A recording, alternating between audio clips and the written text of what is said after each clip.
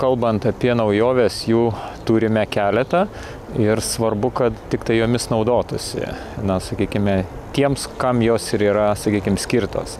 Tai pirmiausiai iš tų naujovių yra jau keletas didelių gabarito aikštelių atnaujintos ir viena nauja pastatyta, kita atnaujinta. Ir tai suteikia galimybės kaip tik plačiau naudotis jų paslaugomis. Tai reiškia, kad gyventojams jos tapo patogesnės, arčiau namų ir tai kaip ir labiau skatina atvežti tuos nereikalingus daiktus ar ten, sakykime, kažkokias atliekas, kurios susidarė namų ūkyje ir atiduoti. Kaip ten sako, geriau vieną kartą pamatyti, nei 9 kartus išgirsti. Važiuojame į ką tik pastatytą didelių gabaritų atliekų surinkimo aikštelę, esančią pačiame Panevėžio mieste. Joje lankėmės rudenį, kai dar darbai nebuvo užbaigti, o štai dabar jau visas mėnuo aikštelė miesto ir rajono gyventojų paslaugoms. Ar tokios aikštelės reikėjo? Be abejo reikėjo, kadangi jeigu pasižiūrėti istoriškai, Panevėžio miestas turėjo tik tai 2 aikštelės, kurios buvo koncentruotos vakarinėje miesto dalyje ir rytinėje miesto dalyje. Tai šiai dienoje turime pietinės didžiojo gabarito aikštelės surinkimo vietą, kur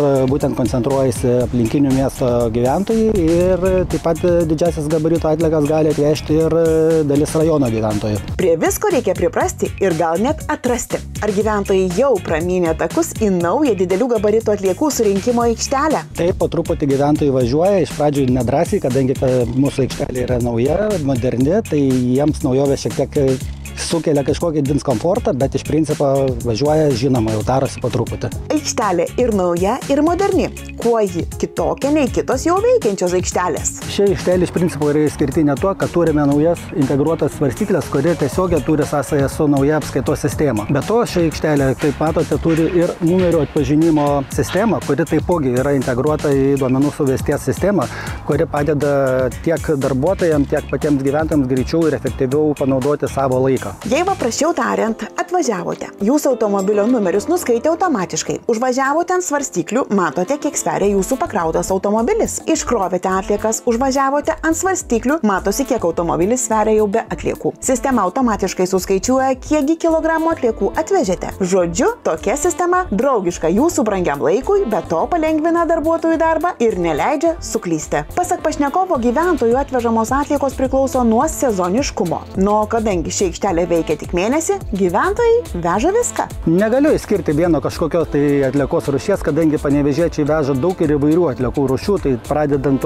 tas pačia elektronikos atliekomis, didžiagabaritėmis atliekomis, spintos, senos baldai, tekstilė, izoliacinės medžiagos, statybinės medžiagos, žodžiu, viską, ką priemam, tą ir veža. Štai ponia Goda pirmą kartą lankosi Naujutėlaitėje aikštelėje. Kokie įspūdžiai? Švaru, gražu, informatyvu. Svarbiausia, prie kiekvieno konteinerio užrašai yra ir labai tvarkinga, nauja.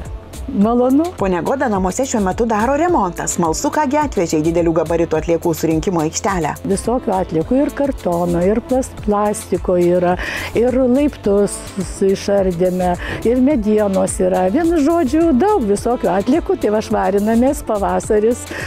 Džiaugiamės, kad galime be rūpesčių atvežti, palikti ir dėkingi jums.